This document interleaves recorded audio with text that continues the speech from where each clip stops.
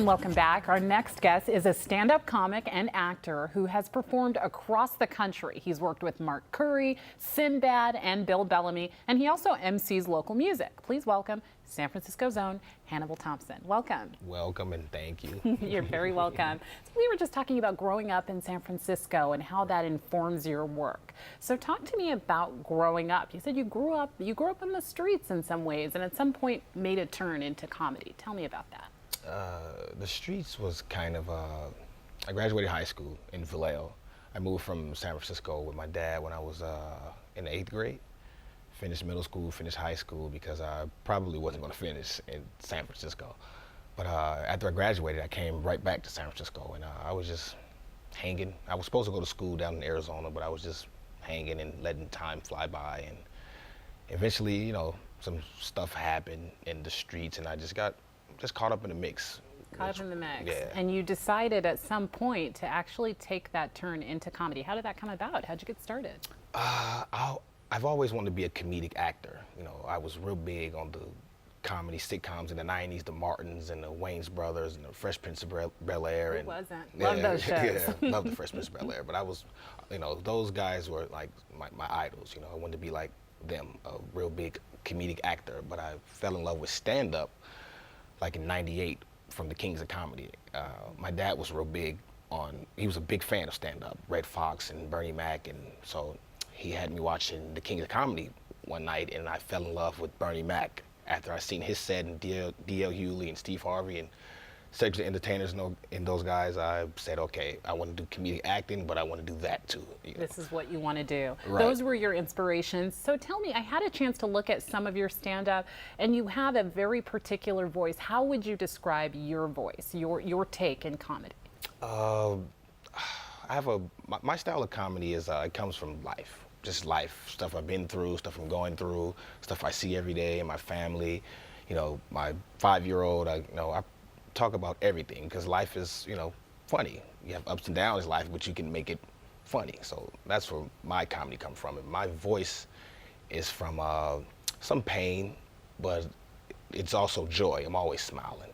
Always smiling. Yeah, always smiling. You know, I have to show these big, beautiful buck teeth. You make fun of yourself a lot in your stand-up. Yeah.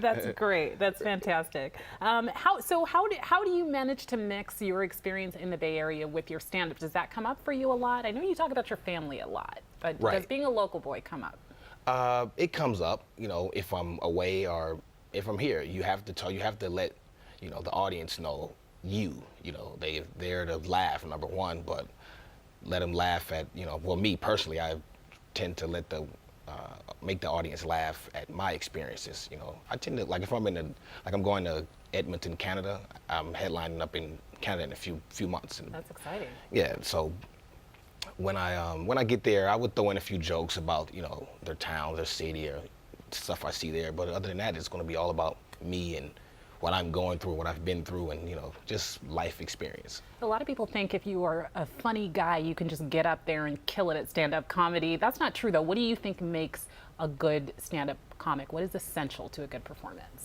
Number one, this takes a lot of writing, a lot of studying, a lot of practicing, you know, a lot of getting on stage. You know, I'm on stage every night or every other night because you have to practice the new jokes, of course. You have to touch up the old jokes, and you also have to stay, you know, fresh. You can't, you know, just get on stage every month, call yourself a comedian, and think you're going to do good. No, you're going to fumble because you haven't been practicing. It's something like, well, it's not like sports, but in sports, you have to practice if you want to be good or if you want to stay good. Same thing with stand-up. Yeah, practice makes perfect. Yeah. You know? And I see you out there on social media as well. These days, if you're a comic, you're also going to have to juggle Twitter and Facebook and Instagram. You've got your rants going on Instagram. Right. I've seen a couple of those. It's all about, you know, you have to stay in the mix, basically. Twitter, Facebook, Instagram, it's all free promotion. It's a connection with the people also.